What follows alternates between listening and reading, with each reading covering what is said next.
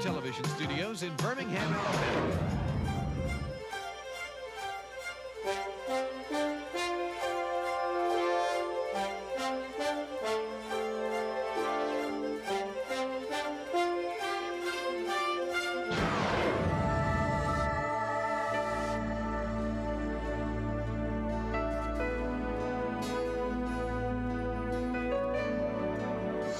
In you the love, the compassion of Jesus. The most glorious work of all, to praise God in His kingdom. Moved by the Spirit, one who lives in love lives in God, and God lives in him.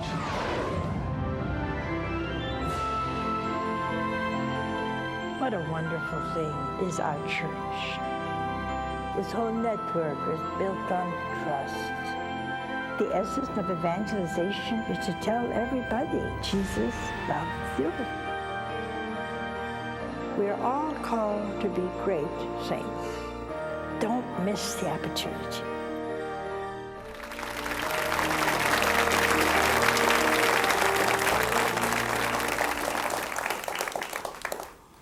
Well, how are you? I still got my cold. We've kind of become attached to each other, you know. You getting attached even to a cold. Anyway, I brought you something I thought you would like to see. I got this very nice lady sent me this from Spain. It's handmade. It's handmade. Now, please don't lose your hat, okay? He has a problem keeping his hat on. And now, here we go. That's good. Now, this is a picture of the child Jesus, as you know. It's a statue. This is a torch. Years and years and centuries ago, they had to have torches. And so, this is a torch. And he's been looking and looking for a lost soul. And there he's put out his torch.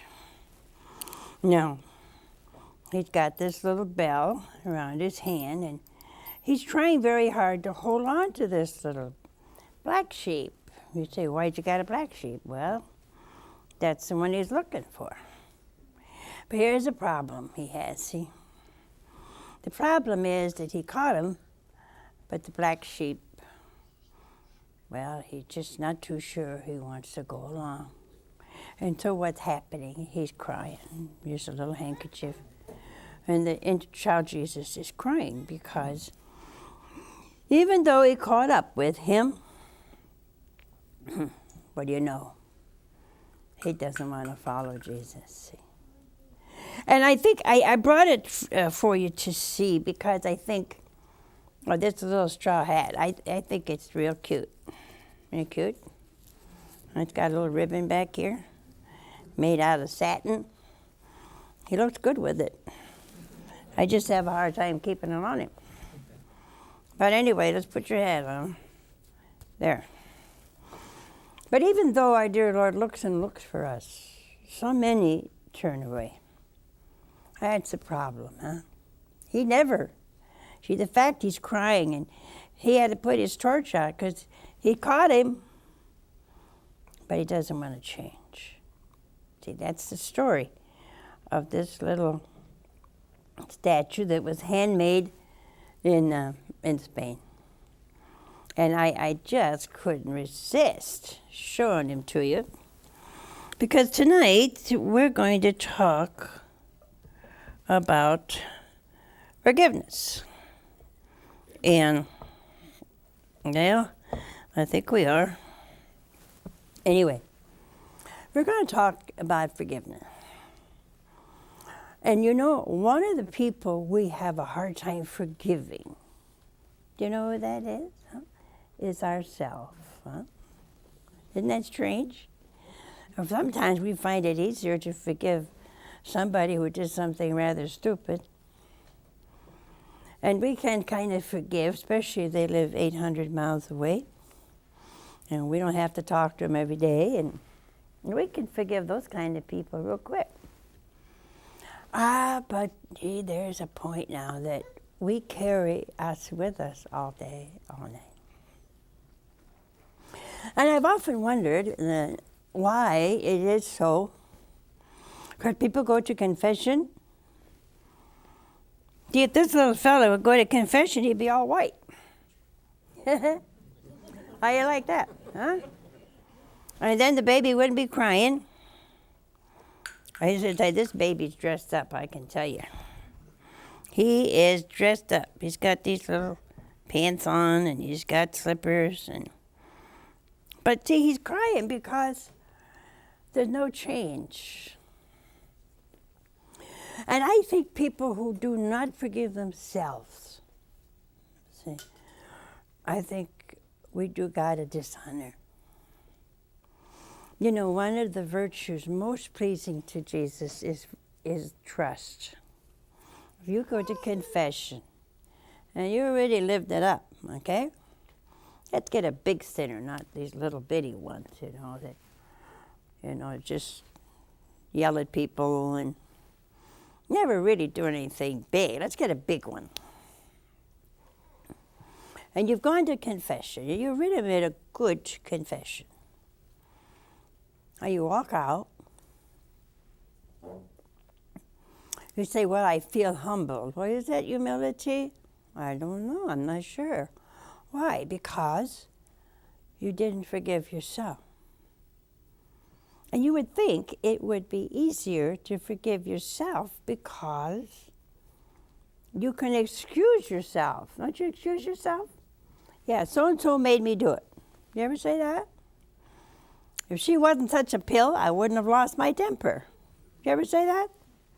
Yeah, we all say that. We blame somebody else. Well, maybe if you lived in the desert, then what would you do? You had nobody to blame. So that's one thing we do. We're not humiliated so much, because humility makes me know myself. Do you know yourself? Are you this little guy here? This little black sheep? Do you really want forgiveness? No, but I've heard a lot of people say, well, I accept confession. I know I'm forgiven. Well, then what is your problem? Huh? If you know you're forgiven, why haven't you forgiven yourself? You say, well, I never thought I would do such a thing. Oh. Humility said, yeah, buddy, you're lucky you didn't do worse.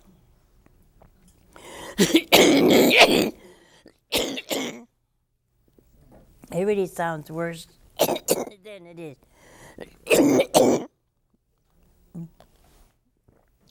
Well, now I don't have any place to put this thing. I need a bigger table. No, I got it. Don't worry. Okay. So tonight I would like to give you just a new idea. You've gone to confession, and Father given you penance, and you know in your heart that God Himself has forgiven you. I absolve you. Oh, what a beautiful thing to hear. Now you start walking away, and you're going to do one of two things. Your heart is going to burst with joy as you're back with the Lord. Or you're going to just lament, and you're going to think what? Of God? No. Of being grateful? No. Of being regretful. You really can't believe you did this, and so you don't forgive yourself. You say, well, I don't feel forgiven. Oh, you can't go by your feelings.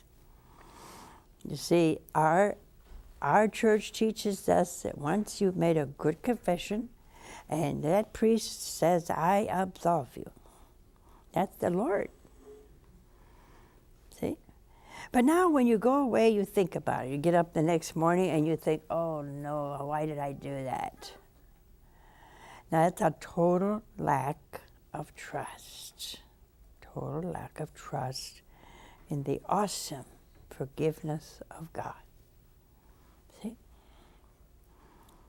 You remember the time I said on the air, go to confession. And when you're done, go out and have a big ice cream soda. Celebrate. And a man wrote to me, he says, you know, I hadn't gone to confession in 30 years. Do you mind if I went and had a pizza? I said, oh, have 20 pizzas. But see, we have to celebrate. We have to just go and say, thank you, thank you, thank you, thank you, Jesus. Because that kind of remorse is not of God. See, if you look at Peter and then look at Judas, you think, well, Judas did pretty good. He threw those silver coins back. They didn't want them. And he hung himself. Oh, wait a minute.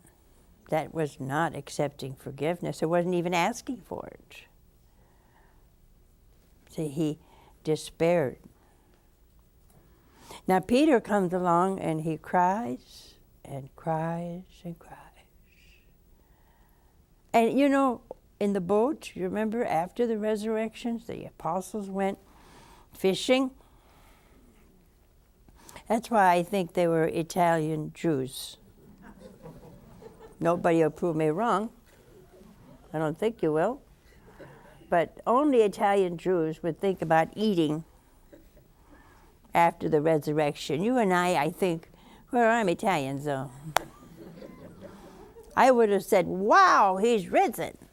What's for supper? That's what I would have said. And they went out fishing. As usual, they caught nothing.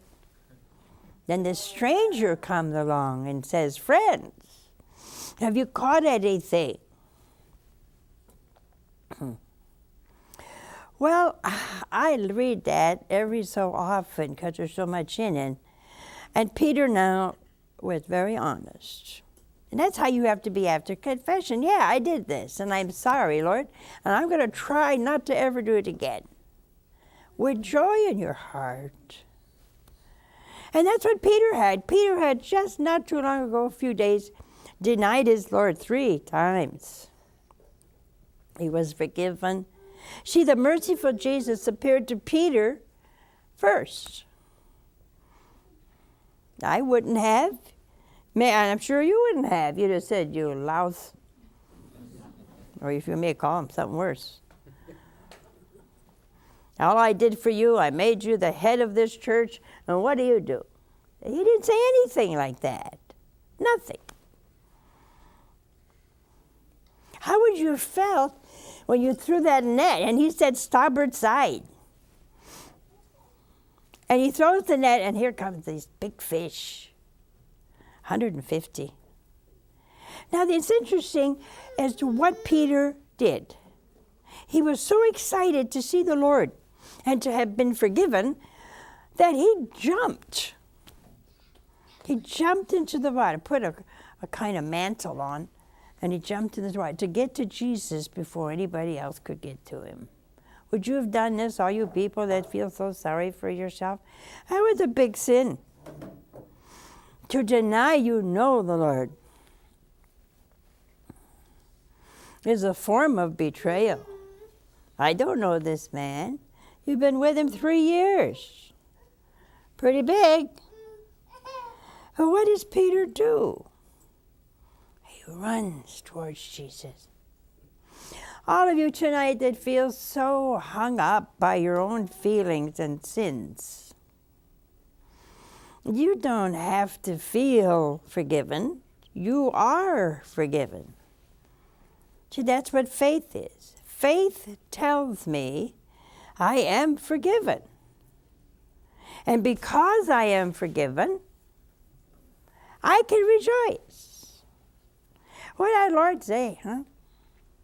If your sins are as scarlet, oh, what? What's going to happen?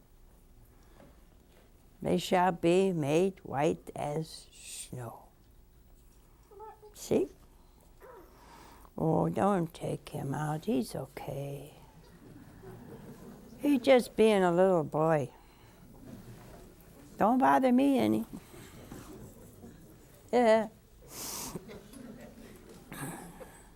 See, I want you to have such confidence in the Lord. That's what I hope the new temple will do. I hope when you go there, if you go there, that you'll find such hope at seeing the beauty of the Lord, the majesty of God, that we don't see that anymore. We're so computerized. You think one day we'll wake up and we'll be so computerized your mother can wind you up and off you go for the whole day. But see, it's all nothing. It's all nothing. And I bet you feel good spending hours and hours playing in that computer. I went to Las Vegas years and years ago for one of these cable shows, you know. And I was shocked to see all these old ladies in their 70s and 80s getting off that plane, running for a slot machine. I mean, they just got off the plane. And the airport's kind of smart. I mean, they line them up for a bunch of dummies coming off the plane. You don't have a chance to win.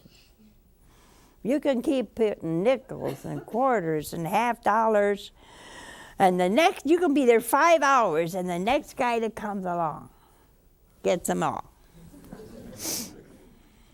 They're all fixed. I know, my uncle used to have slot machines.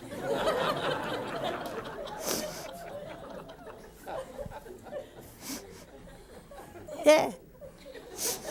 I come from the other side of the tracks, see? And he knew I was hungry one day, and I went in his place of business, let's put it that way. Yeah, it was interesting. And he looked at me and he said, "Do you want to play the slot machine?" I said, "I don't have any money." "I'll give you a few nickels." And he said, "Wait a minute, it's broken." I said, "Really?" "Well, kind of." And he went in the back of it and he started fiddling around with the slot machine, and I put one nickel in it and it's emptied. Boom.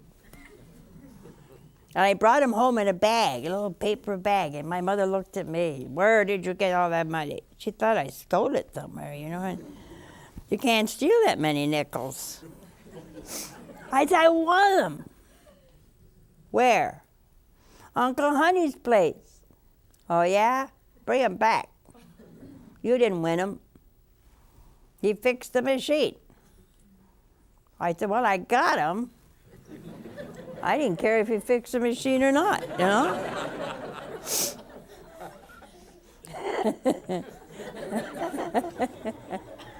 Oh, dear Lord. That I'm a nun is the miracle of the century. And I enjoy it, besides. I just don't have any more slot machines or uncles to play with. But you see, we like to live by illusions.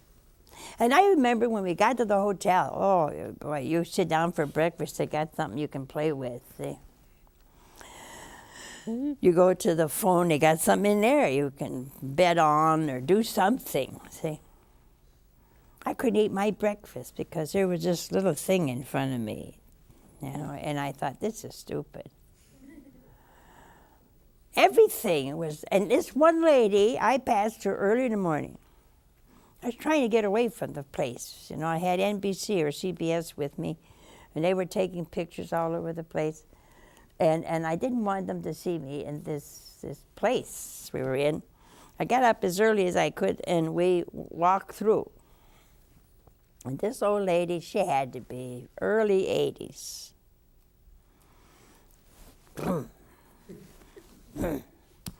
I bet she had the strongest arm in town. The strongest arm. Well, I went for lunch, and there she was. I went supper time, and by golly, she was at the same machine. And I wanted so bad to say, lady, you got one foot in the grave. You're not going to win, no matter how long you stay there. But she was having such a good time losing quarters. Now, why is it? That's what I want to know. You're going by feelings, right? You want to go by feeling? Okay. They all feel good. But when they leave, oh, they may make a couple $100. Sometimes people, when they feel guilty, will send me 10%. You know, and they'll say, I was in Las Vegas. Well, that's interesting. I want to say, what are you doing there? And I won, but don't say how much they won. And this is 10%. $10. Well, you didn't win very much. I like to know what you lost.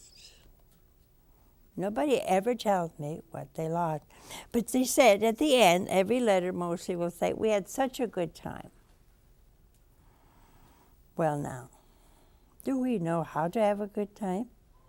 Don't you think if you've not been to confession 10, 20, 30, 40 years,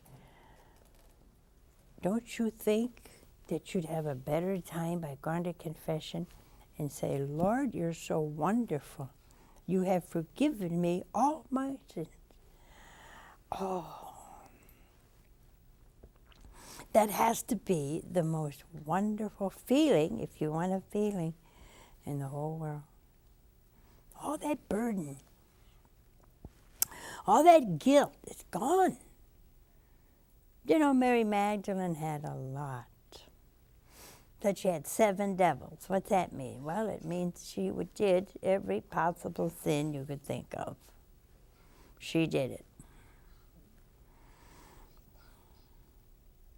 Now, your mind, see, is where you make a mistake. When Mary Magdalene went into that banquet hall, you got to wonder how she got in there. Women were not allowed unless she'd been there before. And the man said, you know, the big shot there said, well, if this was a prophet, he'd know what kind of woman this is. And I wanted to say, how do you know, buddy? How do you know what kind of woman this is? You see, we just are kind of sometimes hypocritical.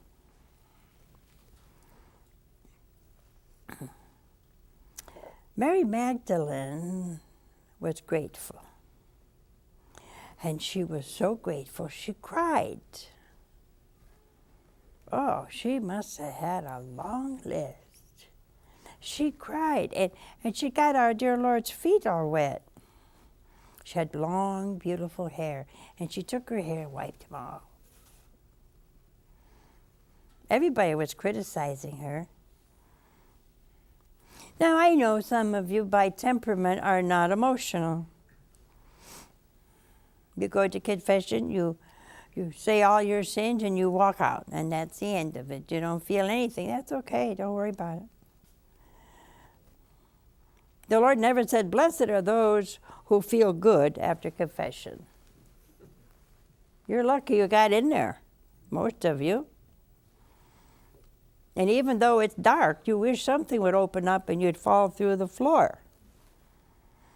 But you see, you got to thank God. And this little guy here, isn't he cute?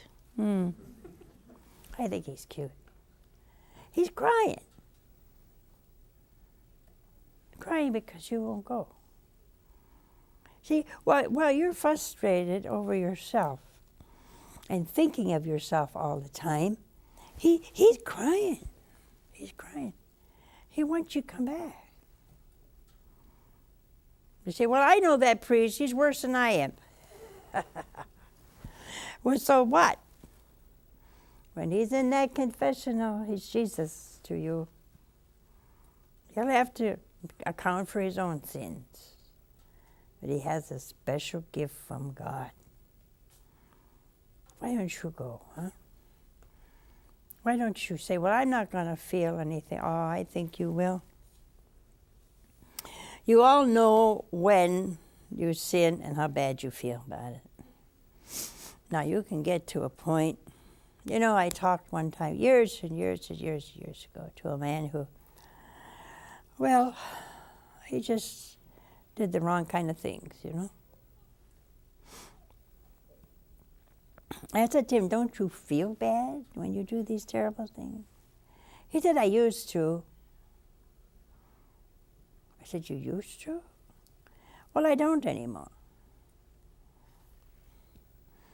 You don't want to get to the hardened state, you see, where nothing really matters. And what happens, huh? Well, when you don't go to confession year after year after year after year, you run the risk of having a hard heart. And I'll make a bet you have a hard time forgiving, huh? Some of you wake up in the morning and you got Aunt Susie on your mind. And you hate Aunt Susie, or you hate your mother-in-law, or you hate your father-in-law, or you hate somebody. But see, what happens if you die with hatred in your heart? Not too good.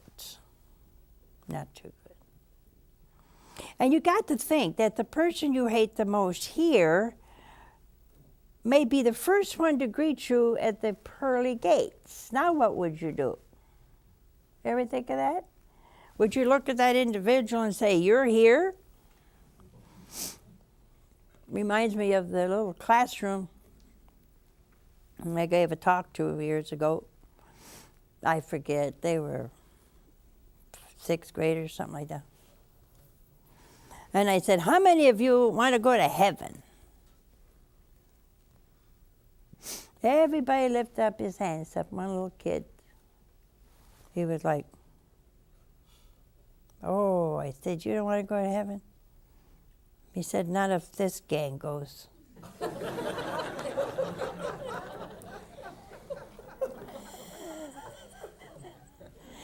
Haven't we always somewhere felt that way? You look at this pill, and you think, oh, Lord, I'll never be able to make heaven if he's there. I told you several times about the woman who came to me so upset. I mean, her husband was something else. And he got the last sacraments before he died. He went to confession. He baptized. I mean, he got the whole works. And she was mad as a hornet. And I said, well, aren't you happy? No, she said, I am not happy. He was a rat all our life. Ooh, boy, that's pretty bad, you know. I said, but he went to confession. He was baptized. Yeah, that's what makes me mad. The louse is going straight to heaven.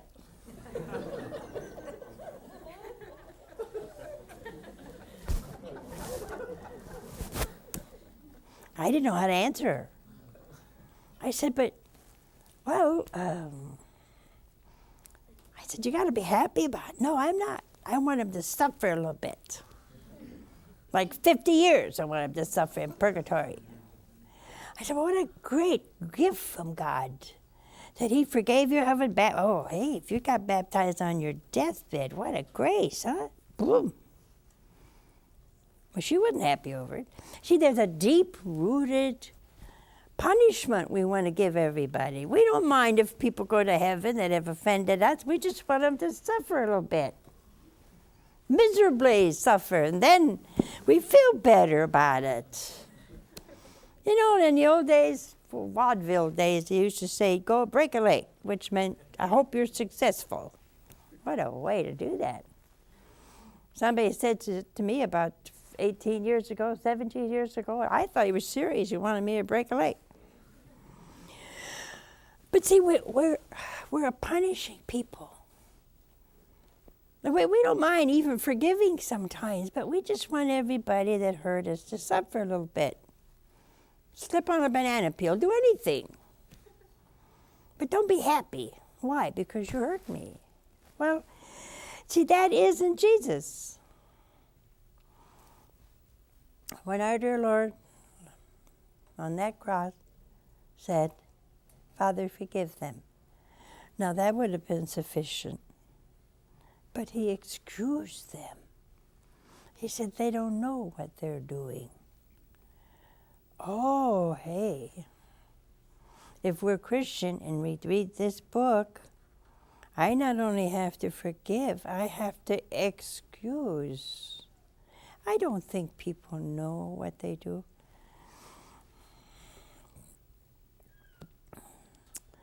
Most of the time, we don't know how we aggravate everybody. We think everybody aggravates me. But you aggravate people. You know, when women used to wear hats in church? Used to. Some do. I always sat in back of somebody, the little I went to church, who had the biggest hat in town. I mean, you know, and the sisters I was taught at school and hated with all my heart. I thought they were the meanest creatures on God's earth. I always thought that's where they were black.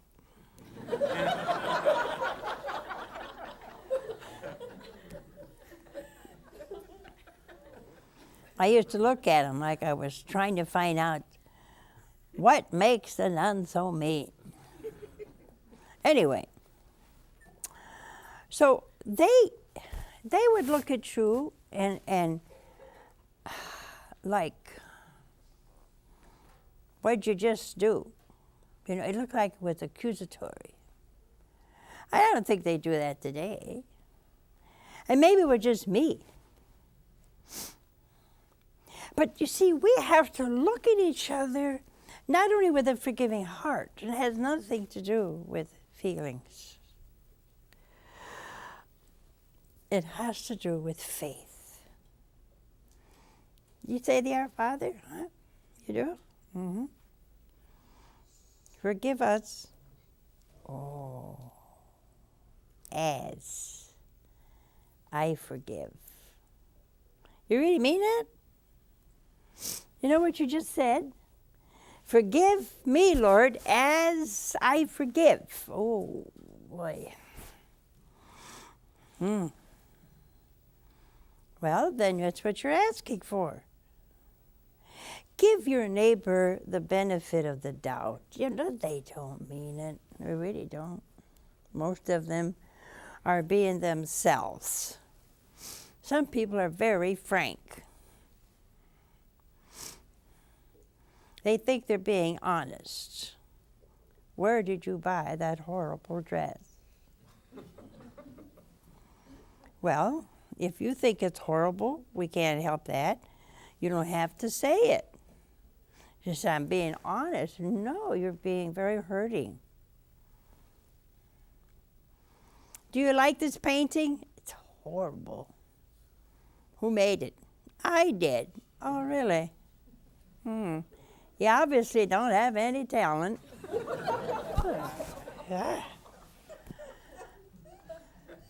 And we call that being honest. Did you ever do that? Be honest? You can't afford to be honest all the time. You know, I sometimes I've given talks when I used to give a lot of them, and things would come out of me I never put there. I don't know where they came from, but there they were, and they would come out. And I was at a big convention in Florida, and that week, I bet we got 20, 25 letters where husbands left their wives. They were married 25, 30 years. And during the talk, this kind of dawned on me, see? And I started to say that, you men out there, I said, we get a lot of letters of men leaving their wives. And I said, you men, after you get in your 50s or 60s, look around for some young chick. I said, your bald head is no morning sunrise.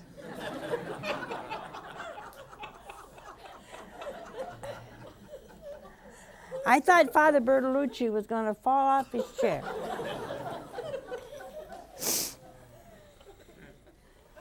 And I didn't mean to hurt anybody, bald head. I can't help you have no hair. You know. And I don't know what made me say that. They all laughed, though. I mean, everybody was hysterical about it, but I don't know what made me say it.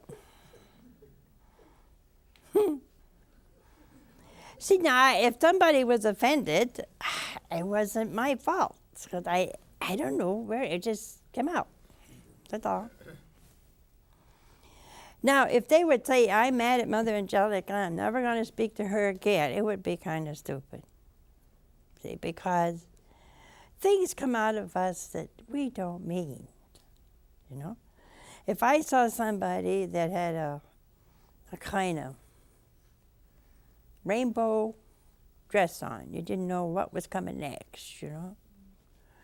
I wouldn't like it. And I couldn't say, oh, you look beautiful. I just wouldn't say anything. We have to watch out when you're dealing with your children before you say something hurtful. Why don't you think of what you would feel if somebody said to you what you're about to say to them?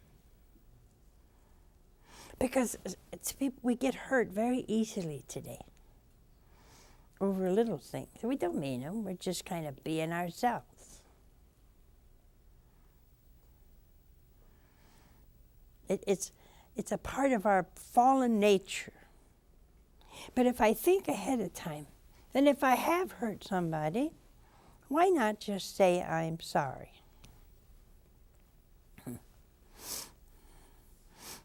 I had a couple run, they were having trouble. I said to the man, why don't you send your wife some roses? He said, are you nuts? I said, no, I think it'd be a wonderful gesture. He said, no, she'll think I'm stepping out. Oh, I said, she wouldn't think that. That's a beautiful thing to do. He said, you're sure? I said, positive. Well, a couple of days later, I got a phone call. And she said her name, and she said, something terrible happened. I said, what? My husband sent me roses. I said, isn't that nice? She said, no, he's stepping out. I said, yes, I know. You do? I said, yes. Who is it? I said, me. I'm the one that told him to send you those roses.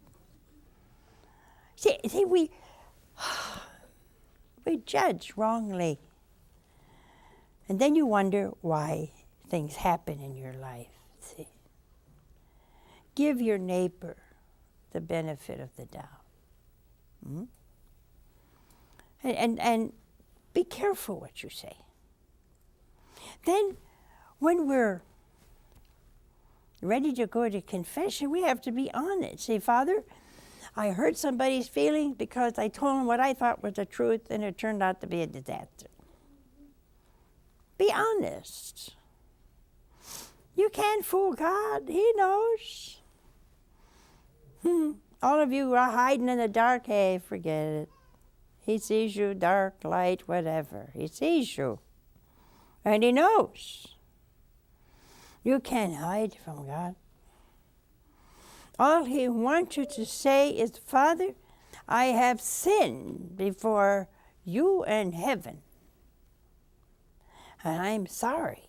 Now, is that so hard? No, that's not hard. So what is standing between you and becoming a white sheep? Pride. I don't think there's one priest that hasn't heard it all. You say, well, he knows me. Well, there's thousands of priests around. Go somewhere else.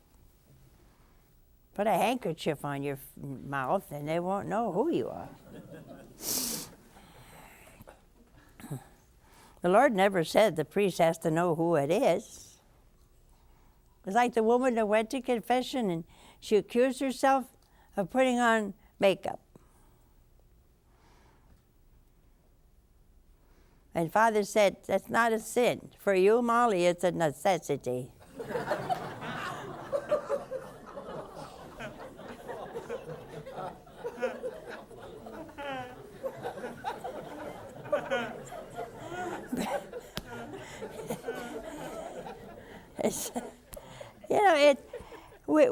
We get so foolish, So he knows you. Well, he probably heard more about you than you know yourself. See, a little humility can go a long way.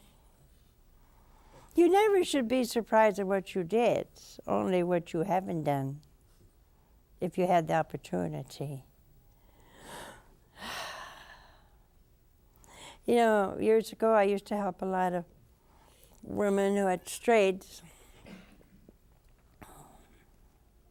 And even though they were prostitutes, even they had something in their character that was so generous. They'd give you anything. Maybe that was their problem. But in the worst of us, Francis Thompson, if you listened a month ago or so, the one who saved him from the gutter was a prostitute. Took him in, took care of him, healed him. And when she felt he finally got a chance for his poetry to be known, she went away. She disappeared. She didn't want to spoil it for him. I thought that was heroic virtue, even from a prostitute. So the worst of us can rise to heroic virtue. You can't write anybody off. You can't. Don't have to make yourself a doormat, but you can't write them off. Until that moment comes when they breathe their last, there's always a chance. Always. I brought the baby tonight because nobody is afraid of a child. Nobody. Well, you shouldn't be. And I brought him with tears in his eyes, holding a black sheep. Are you one? Are you one? I think it's a good example here of the hurt in his little heart that you won't come back. If you haven't been to confession, the miracle is confession. You can go from this color to pure, pure white. Think about it, will you, tonight? But would you be afraid of this little guy, even with these little flowers in his hat? Would you be afraid to go up to him and say, Jesus, I'm a poor sinner. Forgive me. You know what he'd do? Oh, he'd run up with his little feet, running like crazy, just to hug your knees. That's what he'd do. Then why are you so afraid? See? That's why I want to promote devotion to the child Jesus. Maybe it'll take away your fear. And you'll run to him, and he'll run to you. And then you'll be forgiven once for all in that beautiful little box. We have a call. Hello? Hello. Hi, where are you from? I'm from Louisiana. Oh, good. And what is your question? I'd like to know what would be the first step in forgiving yourself. The first step? Yes, ma'am. Okay. I think the first step of forgiving yourself is to realize that God has forgiven you. And you're a lesser being. You see, you remember the parable in the gospel where this man owed his employer $9 million. Ooh, boy, if I owed $9 million, ooh, I'd be one grease spot on that floor. Well, he was forgiven. $9 million. I have a couple million. If anybody wants to take that away, I'll show you rejoicing you never saw before. But now this man, you see, somebody owed him $15. $15. And he wouldn't forgive. He put him in jail. Now, once you realize, you see, that we have offended the good God, all holy, all majestic. And he said, hey, I'm going to write it off. You don't owe me a thing. Oh. Well, you're the one with the $15, see? So I would think the first step is to look at the attributes of God.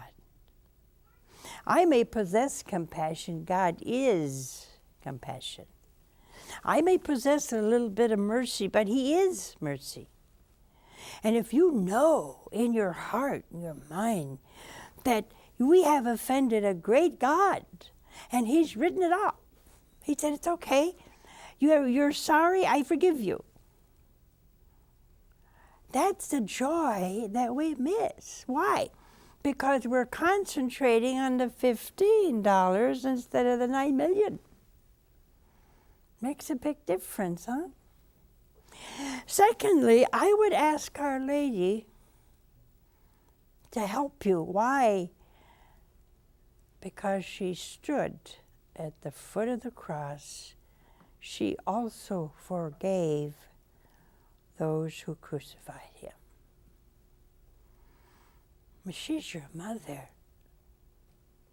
She's your mother.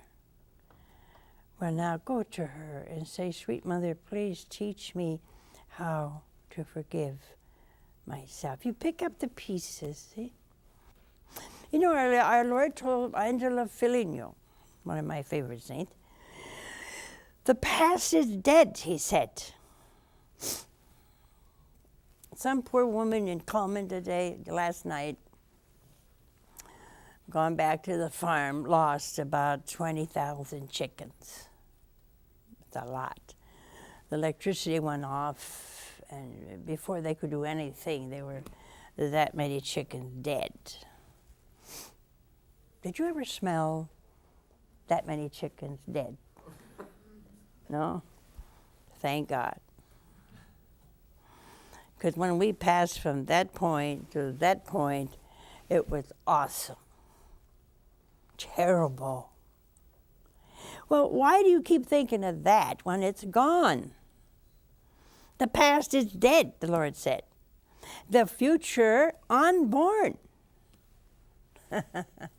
Unborn. You say, well, I'm afraid I'll fall into that sin again. Yeah, you need to be afraid. But ever grateful that He forgave you. I would use those two.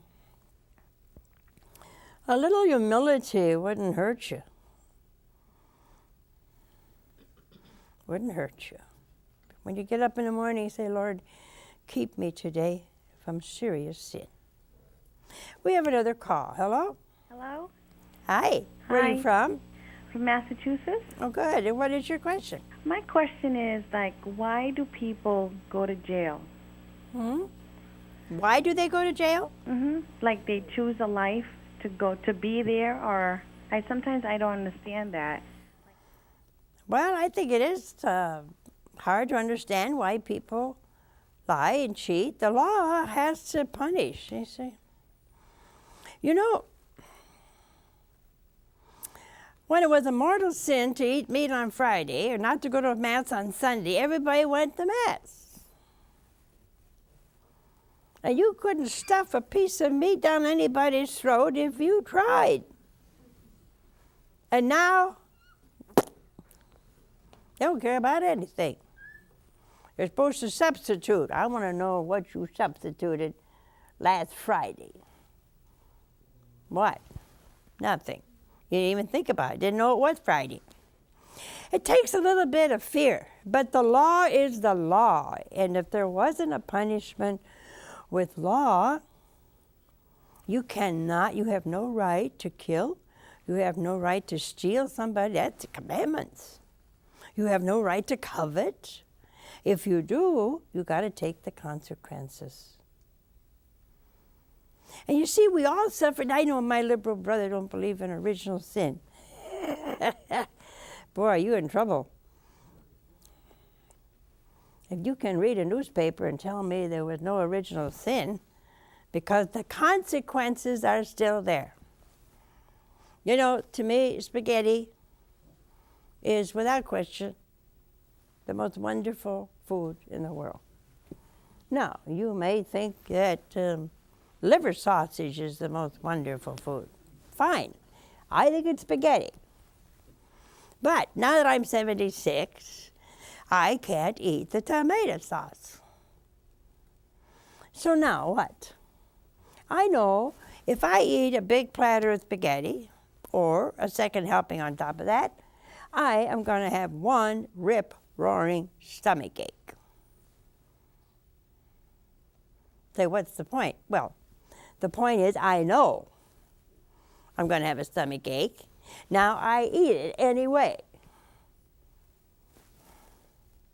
Who am I going to blame for the stomach ache? Me. I'd say it was worth it. That's stupid. That wasn't worth it. I take Alka-Seltzer, Tums, Maalox, all these things.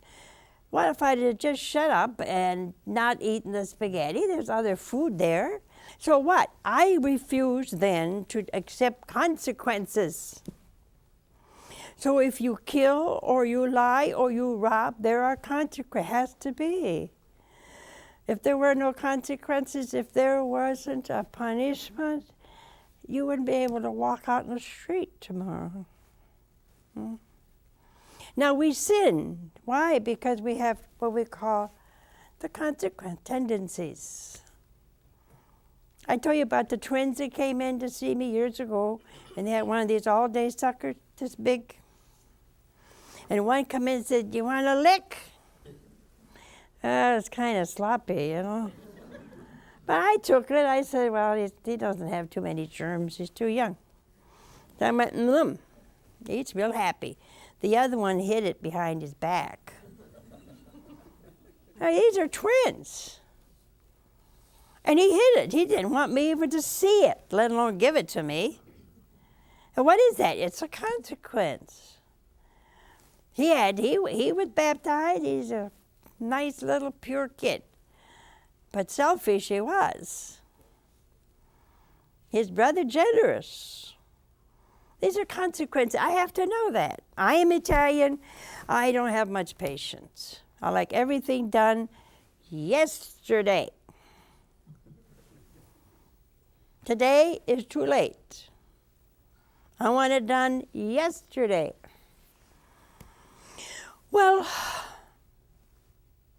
sometimes you can't have it yesterday, see? So what? Well, I have to control myself. I have to know they're doing their best and I'm doing mine, and it's not going to be done till next week. But it's hard for me, see? I think if you're doing something for God, you got to do it now. Well, everybody don't feel that way. So that's a consequence for me. My Italian temper is not patient. I was born that way. I was almost 12 pounds when I was born. My grandmother said I looked like I was up and at 'em. Lots of hair, rosy cheeks, ready to go. I haven't stopped. She was right. But see, I lived with 30-some sisters. Some are slow. I can't push them. They're slow. They eat slow. They work slow. They sleep slow.